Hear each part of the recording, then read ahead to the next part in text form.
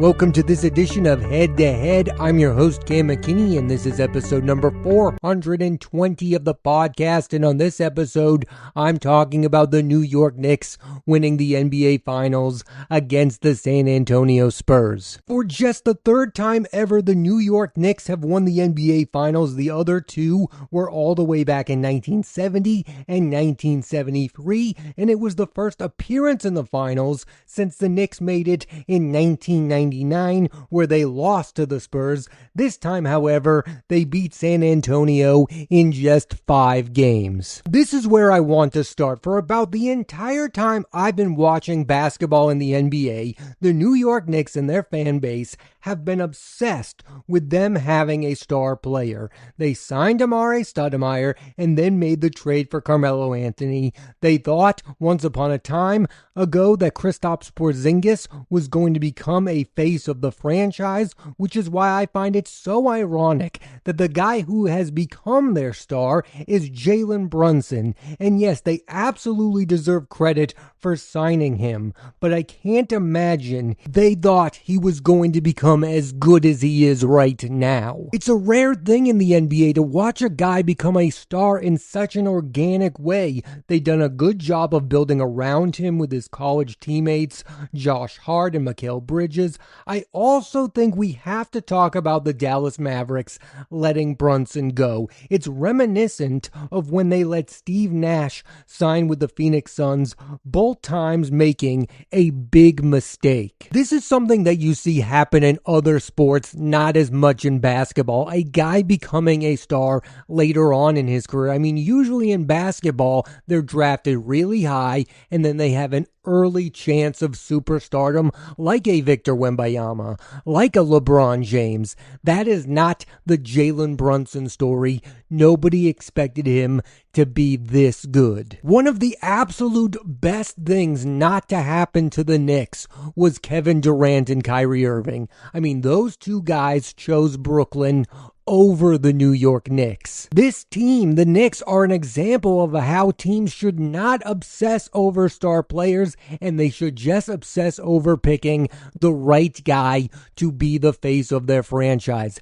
Jalen Brunson is the right guy for New York right now, and it has led them to an NBA title. He's proven he can handle the market of New York, and he's a guy who gets better the bigger the moment. After Brunson, for me, the most interesting figure on the Knicks is head coach Mike Brown, who made it to the finals back in 2007 with the Cavaliers and had a disastrous tenure as coach of the Lakers during the Dwight Howard year, then did a great job with the Sacramento Kings, won coach of the year for a second time but was let go. The Knicks fired Tom Thibodeau after making the conference finals last season, and that was a gutsy call that has paid off.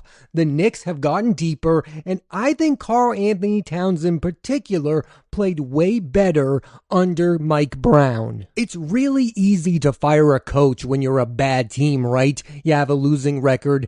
Everybody picks the head coach to be the scapegoat. But to fire a head coach after making it all the way to the Eastern Conference Finals is not something you see all of the time, and the Knicks deserve credit. They were right. I'm not saying that Tom Thibodeau was a problem, but he clearly wasn't the answer that Mike Brown ended up being. So one thing that absolutely drives me nuts every time a team wins the NBA Finals, the media ask the age-old question, can this team repeat? I don't care about that right now. I think right now should be about what this New York Knicks team accomplished. Nobody expected them to get this far. Nobody expected them to make the NBA Finals. Everyone during the season predicted the Celtics, the Pistons, even the Cavaliers before they were talking about the New York Knicks. Speaking as a Celtics fan, I always thought there was a chance that the Knicks could beat the Celtics because of what occurred last season. And if we can all just be honest for a moment, we all thought that the eventual champion of the NBA was going to come out of the West. I thought it was going to be the Oklahoma City Thunder or the San Antonio Spurs. Spurs. I just find it really annoying to say, oh, this is a great story, but they have absolutely no chance of repeating. I don't get dissing them at this moment. Yes, it's fair to point out that the NBA historically is built around dynasties. You had the Celtics, you had the Bulls, you've had the Lakers, you've had the Spurs. But basketball feels like it's in a really good place because of the stars in the league. You have the Brunsons, you have the Wembayamas, you have the aging vets who still have a lot left in the tank, the Steph Currys, the Kevin Durant's. I'll even put the James Harden in that category. I'm really interested to see if Shai Gilgeous-Alexander can win a second title, if Nikola Jokic can win for a second time, if Jason Tatum and Jaylen Brown can get there again and win a second NBA Finals. Where Giannis ends up is going to be fascinating. I mean, if he joins the Boston Celtics, there are going to be championship aspirations for that team. I think if he joins the Miami Heat, I'm not really going to take that team seriously. I like the idea of seeing Giannis paired with Bam Adebayo, but I'm not really sure how effective that duo would be. I think that duo is maybe too big for the modern NBA. LeBron James is still around. I mean, is he going to be playing with Luka Doncic next season? My point is, I don't think we all have to fixate on one team and really hope for the New York Knicks becoming a dynasty. I don't think that this particular championship was about that at all. It was about a team that had been a disaster for the last couple of decades. When I first started to watch the NBA, the Knicks were going through the whole Stephon Marbury fiasco. And even when the Knicks were somewhat good, I always thought they were getting too much attention. They were just star obsessed. I mean, I was a fan of the Carmelo Anthony years, but I never took them seriously as championship contenders. And this is just my opinion. Linsanity, the whole Jeremy Lin thing, only became a thing because he was playing on the New York Knicks. And over the years, it felt like Madison Square Garden just became a place for opposing star players to have great nights. Like Kobe Bryant had a huge game there. Steph Curry had a huge game there. LeBron James. It became about other superstars other than players on the New York Knicks itself. So it's a big moment for us to be celebrating Jalen Brunson. I do think winning the NBA Finals has propelled him to superstar status, but I do find it kind of silly to have a conversation about whether or not he's the greatest Knick of all time. I mean, Patrick Ewing does exist. I get it. He did not win the NBA Finals, but he is one of the greatest big men in the history of the NBA. And it's also like Walt Frazier and Willis Reed still exist. Those happened. Those guys won 2 times as members of the New York Knicks. I get it. It's been a long time since the Knicks won, so this guy winning is going to elevate him in the eyes of so many fans of the New York Knicks. It's the same thing that happened with the 2004 Boston Red Sox. David Ortiz is thought of as one of the greatest members in franchise history because of that team, and it's well deserved. But does winning really make David Ortiz a better baseball player than Ted Williams? I mean, that kind of logic just kind of drives me nuts. And maybe it has to do with the fact that it's not all about Jalen Brunson. I mean, this was a really deep basketball team. Josh Hart is a really good, scrappy veteran player. Karl-Anthony Towns is one of the most talented bigs in the NBA, and by his own admission, one of the greatest three-point shooting big men in the history of the league. I've always been a fan of OG Anunoby. I mean, he really stepped up in the finals and could have easily been finals MVP. One thing I was really thinking about watching the NBA Finals this year is that absolutely no one cares as much as the fans of the particular teams. With the Knicks, it was all about their fans, regular and celebrities. They were treating this like the biggest deal ever, and the media was obviously playing into that with Ben Stiller, with Timothée Chalamet. I think they were trying to create this perception that we're all rooting for the New York Knicks, where I don't really think that was the case. I mean, I can only speak for myself, but I was not openly rooting for the New York Knicks. I wasn't against them, but it wasn't something I desperately wanted to see happen, them winning the NBA Finals. I think it's correct to say OG Anunoby's game-winning shot is going to go down as one of the biggest in Knicks history. That moment for Knicks fans is not going to go away anytime soon, but I wonder if it will have staying power for non-Knicks fans. Will it be remembered like Ray Allen versus the Spurs or Michael Jordan versus the Jazz? I felt like so many people, so many media members were being prisoners of the moment because of all of the hype surrounding the New York Knicks. I fully understand that sports television has become the world of absolutes. I mean, it has to be absolutely everything. Your opinion has to be that's the greatest shot of all time, or you don't think it matters at all. I do want to take some time to talk about the San Antonio Spurs. I mean, this was a rough series for the team, particularly De'Aaron Fox. I mean, he's a good point guard. He's not a superstar player. He was once a star player. I think that is no longer the case, and the Spurs have a big question about what to do with him moving forward. But overall, I think you should feel very good about the future of the San Antonio Spurs. You have one of the best big men in the league in Victor Wembanyama, and you have Stephon Castle, who is an endlessly entertaining guy to watch play basketball. I mean, you watch that guy and you feel the intensity. You feel like he does not like any opposing player on that court. I liked that the Spurs had a bit of an edge to them all series long. I am one of those people who thinks it does benefit young players losing early in their careers. They are going to bounce back from this. I don't know if the Spurs are going to win the NBA Finals next season, but it is going to be a story moving forward, how they are going to react to this loss. I think most people still agree that the NBA is going to be Victor Wembanyama's moving forward, that he's going to continue to win Defensive Player of the Year awards, that he's eventually going to be an MVP award winner. My opinion of him has not changed even after this series. It wasn't the best series for him.